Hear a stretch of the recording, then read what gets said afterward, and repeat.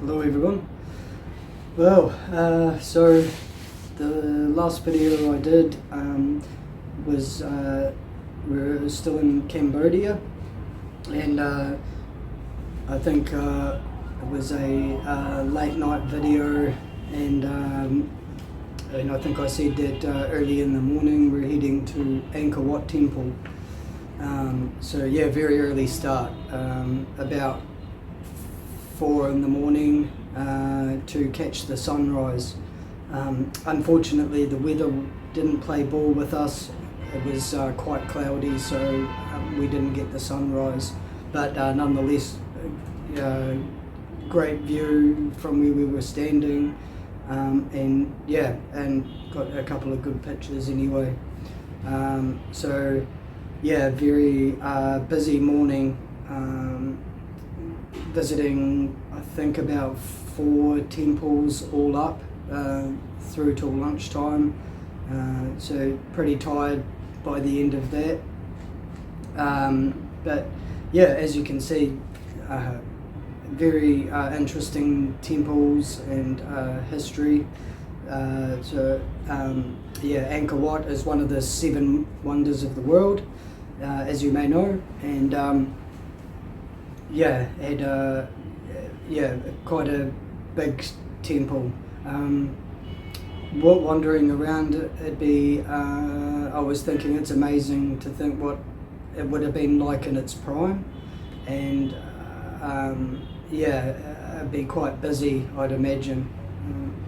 We went to Bayon as well, which was quite cool. There were lots of monkeys around the entrance. There's renovations going on, so there was a great big scaffold, and the monkeys enjoyed climbing up and down that. Very cheeky too. One of them stole a empty water bottle out of my hand, and they have no fear coming up to you and just grabbing what they want, so wise to keep your possessions nice and close, because they will try and flog it off you. And then Ta Prohm Temple, as you can see with the photos here of the trees growing through the temple. Apparently a bit of a double-edged sword, because they roots and that sort of help keep the old building together, but at the same time start pulling it apart as well. So very hard for them to cut them back to try and keep the integrity of the building without destroying it by cutting them back. But they look very cool. Very cool to look at.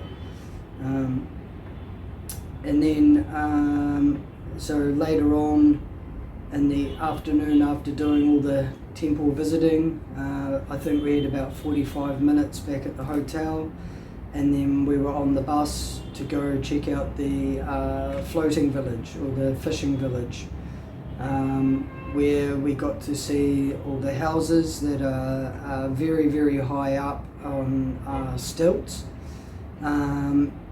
where in the rainy season the water goes right up to the floor, so it's amazing how much water gets built up and that through there. And we took a wee boat, canal boat, and went out to where the floating houses are, where the fishermen live, which was really really interesting. And then again, the rainy season, they tow it back in and tie it up. So when we were there and going out on the boat, the guide said the water was about a metre deep, and at that time about 150 metres across. In the height of the rainy season, can be up to 12 metres deep and 12,500 metres wide, so fills up very quickly with a lot of water. So hard to imagine how much water like builds up like that from the time that we were there. And how you can live with changing conditions like that. I think most people have their own wee boat, so that they can still get around and do what needs to be done. So the next day we visited a couple more temples, and then pretty much free afternoon, so had a bit of a wander around Siem Reap, and then went for some street food in the evening and checked out a bit of the night market, and then got prepared to leave back for Bangkok the next day. So heading back to Bangkok is about 8 hours driving in the van all up. So no problems getting through the immigration, apart from our tour guide. Having a Lao passport, Thailand have a lot of issues with people jumping the border into Thailand illegally, so he was stopped and questioned pretty heavily. There was a good probably half an hour, 45 minutes waiting for that to get sorted out, even though he had all the paperwork to prove why he was coming back into Thailand. They didn't seem too interested, it took him a while to get that sorted out, but no issues for me and the other traveller. So that was interesting. So made it back to Bangkok safely, and that was the end of a 1 month journey through Indochina with G Adventures. So as a wrap up for that trip, anyone that's thinking of visiting Indochina and looking to do a tour, absolutely highly recommend G Adventures. The company is fantastic. The tour guides were very knowledgeable, and there's nothing too big or small that they won't do to try and help make your journey more pleasant or comfortable. Absolutely great, and lots of fun to be with, very informative, and very good local guides, and the company itself do a lot of work helping local communities. Planetera,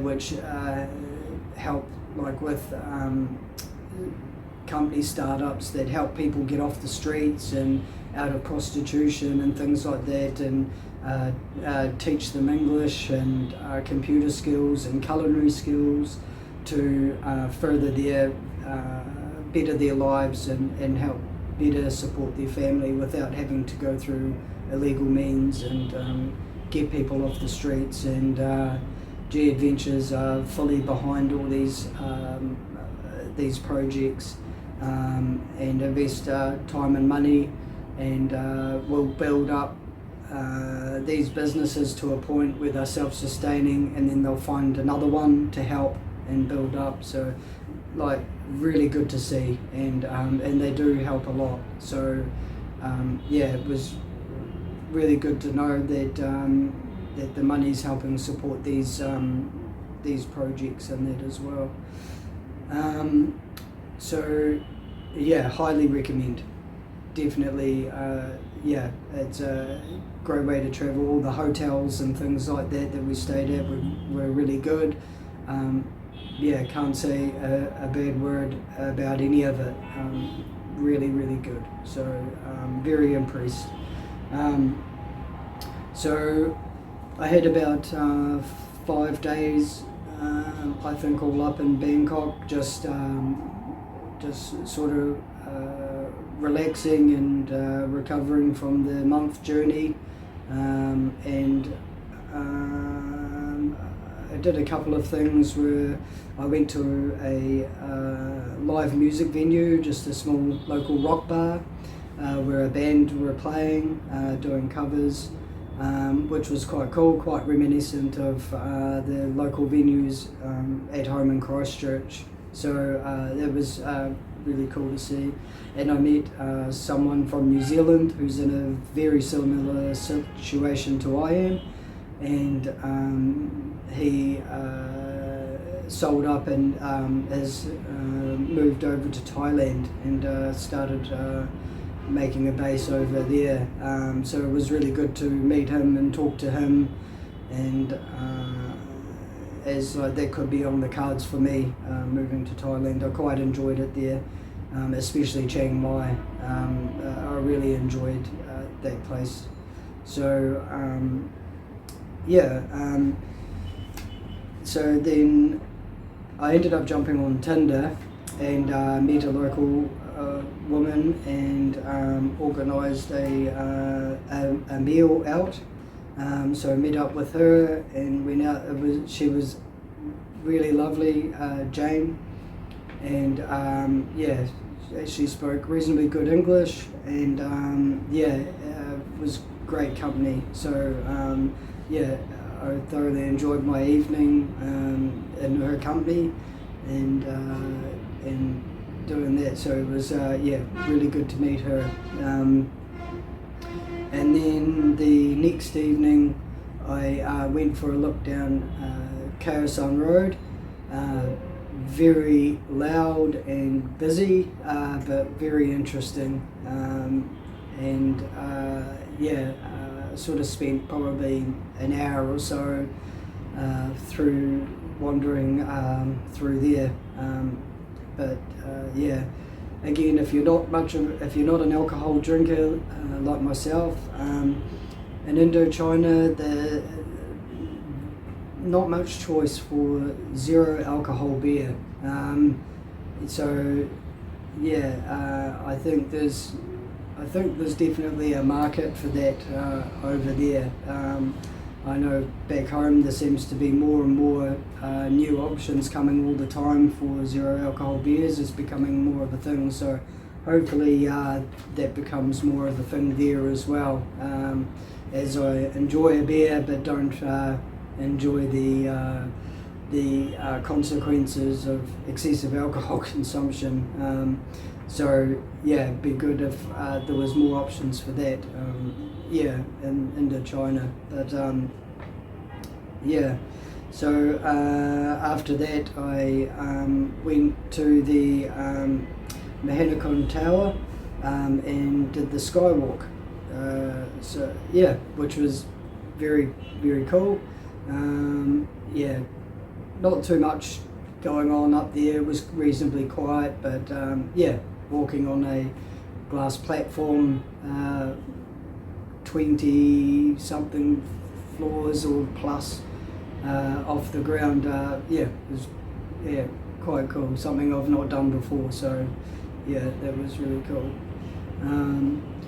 Just recovering there, and the Siam Design Hotel. I enjoyed the rooftop bar there. They had good music playing, which sort of I found fit the vibe of Bangkok. So it was good to chill with the ginger beer up there, and just get myself prepped for Bangladesh. So I left on the Sunday and made the flight. It was about 2.5 hours into Bangladesh. Was quite a shock when I got in. I managed to find somewhere that was to get a taxi so that I could get to my hotel. Now the taxi had no signage or anything to say it was a taxi. It's an old beat up station wagon, and when we started on the journey, the roads were just absolutely jam-packed. Now, I think it's about 15 kilometres from the airport to the hotel where I was staying. I think all up it took me about 2 hours, 2.5 hours to get to that hotel. So quite a journey. I think the taxi driver, probably not too far from the hotel, and he made a phone call, and I think from the gist of what he was saying, that he was not impressed with how long it was taking to drop me off where I needed to be. Then he proceeded to pull over down a side street and look for I guess you would call it a rickshaw, a push bike with the bench seat on the back and canopy, and then come to the taxi and said, "Oh yes, jump on here, and this man will take you where you need to go." So all of a sudden, I'm on the back of this push bike with a guy who was probably in his 80s. He proceeded to take me on a loop around the block, and then started talking to me in Bengali. I had no understanding of what he was trying to tell me. Tried showing him on the phone, this is where I need to go. Didn't understand. And then he organised another rickshaw with a younger fella who I think spoke a little bit more English and understood where I needed to go. Yeah, so it was a wee bit of a rigmarole to get to the hotel. But finally made it there. Now the Holiday Inn in Dhaka, it's a 5-star hotel, really, really nice place, but there is really nothing around there. There is a great big mall, which is about probably a 15-minute walk from the hotel, but really that's about it. There is not much around that area at all. So I was a wee bit perplexed when I first turned up and was sort of like, well, what do I do here? There's, obviously not a lot to do. So I went to the mall, had something to eat and a bit of a look around there, and then thought I need to go and get a haircut. It was getting a wee bit out of control, so I thought I would do that, and a local gentleman approached me and started talking to me, asking me questions, and then asked if I'd like to go for a coffee, which I said, yeah, that sounds great. He spoke pretty good English. Azad was his name, and so had a good talk to him, and he set me up with a local barber, and waited for me to get my hair done and made sure I didn't get that I paid a fair price for it, and they did a good job, so I was quite happy with that. And then went on a ferry ride with him over to the business district, and he introduced me to his boss and showed me his office, and then went for another coffee. So probably spent about 5 or 6 hours with me that afternoon, which was really, really cool. So I think he'd finished whatever work he needed done and was happy to show someone around who had never been around Bangladesh, and I was happy that someone was able to spend that time and show me around as well. So that sort of changed things from wondering sort of what I'm doing here to feeling a bit more comfortable being there. And that's sort of like pretty much what people are like here in Bangladesh. They're very, very, very friendly and very appreciative of a foreigner coming to their country to visit and look around, because not many do, which is the reason why I come here, because in New Zealand we don't know very much about, if anything, about Bangladesh. So so it was very cool. So people are very interested in me and in why I've come, and yeah. So the next day I fell quite ill with a flu, which was pretty much about 3 days or so spent in bed recovering. So I haven't been able to sort of travel far or very much. I've just pretty much stayed in Dhaka, and I stayed at got a couple of extra nights at the Holiday Inn and stayed there until I was a wee bit better, and decided to get a hotel that was quite a bit cheaper and more closer to the airport to get ready for when I leave. Because the traffic's so bad, I needed to be as close as possible to know that I could be at the airport on time when I need to be. So coming over to this side, there's a bit more shops and things to do, which has been good. And there's a Somalian woman that's staying here for a couple of months on business, and we've been catching up with each other on the daily, and going out for a meal and a walk in the evening, we went out on a big mission and that for her business last night, and got back maybe about 11 o'clock at night, left probably 6 in the evening. So went to the other side of Dhaka, but very interesting. It was good to see the old part of Dhaka, and something different. So very cool. And there's a security guard, Hamid, who's working on one of the sites, keeping an eye on one of the sites, and every day he looks out for me as I walk past to go and get a coffee, and I have a good laugh and a chat with him, and he was teaching me some Bengali the other day, very nice man, and he keeps saying that when I leave for India that he'll be very sad. But I mean, this is, the people are like just very welcoming, and just so happy to meet you and talk to you, share a bit about themselves and that. So it's been it's made my time here quite special, meeting these people, and them wanting me to join them, and and spend time with them. So it's been very cool. Bangladesh is a fascinating country. They're trying to work on getting more roading and things like that because there's so much traffic. I think there's over 23 million people just in Dhaka alone, so it's heavily populated, and the pollution is pretty crazy too.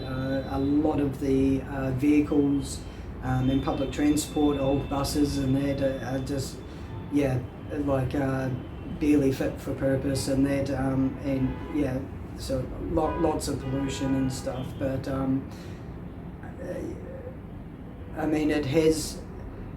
it has a charm that you just can't I can't put my finger on. As a Westerner, I think first turning up, it's very dirty, lots of rubbish, feels quite ruthless on the roads. I thought Thailand was pretty crazy for traffic and things like that, but Bangladesh definitely raises the bar again, and it is very, very, very crazy. So but at the same time, I think at the start I found it very hard, but when you spend a little bit of time here and meeting the people, there's a certain charm that comes with it that you think, oh, actually, I can understand why people live here. And with all the people, there is no fighting. Everyone seems quite calm and does their own thing.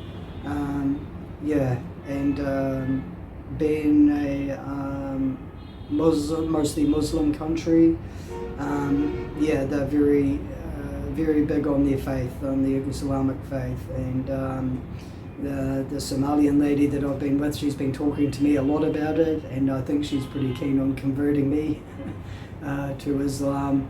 I mean, I'm not a religious man, and I keep telling her that, but nonetheless she keeps trying. So, I in some way I do understand. I mean, it's what they know. So very interesting.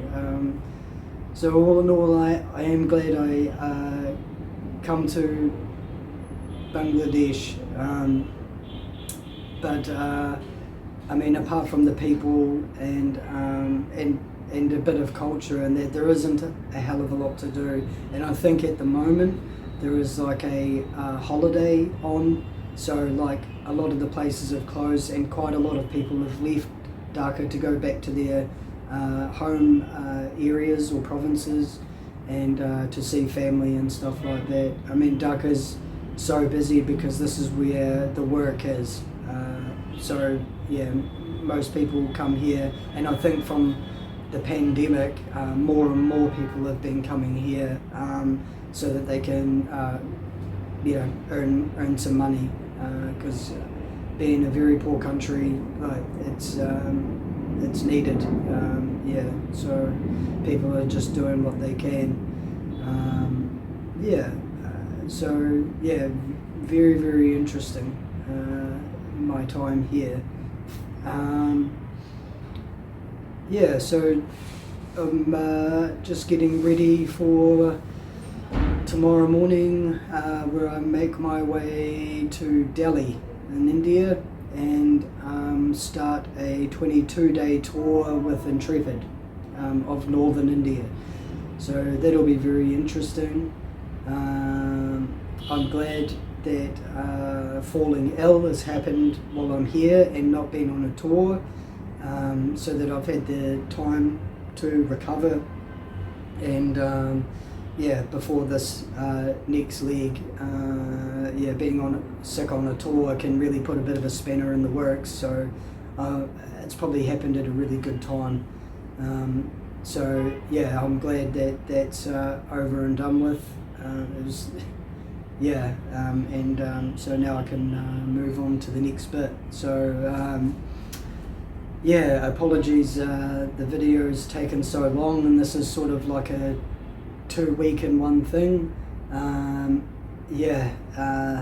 With being sick, the motivation to do these videos has been at an all-time low, and I think, like I've said before, it takes like a few hours, because I'm doing it all off my phone, to edit it and put it together, and to try and focus, and that has been quite difficult. So I thought I would sort of just leave it until my experience is near the end at Bangladesh, and post it up now, and from here on out, instead of probably doing it weekly, which I'll try and keep going on, we'll play it by ear, and I might try and figure out another way of doing the videos that try and make it a wee bit easier at the time. So it might be sort of in segments and then put together at the end. I'm not quite sure how to do it. I'll have to look into it a bit more, and just to make it a wee bit faster and easier on myself to get these done, because I know I've been told that you guys are enjoying the videos so far, the ones that are watching it, and I'd like to carry on doing them, I think it'll be worth it at the end anyway, especially for myself, for reflection on this journey. yeah, so yeah, I think that's about it. And yeah, I will catch you next time from India. So yeah, thank you again and see you then.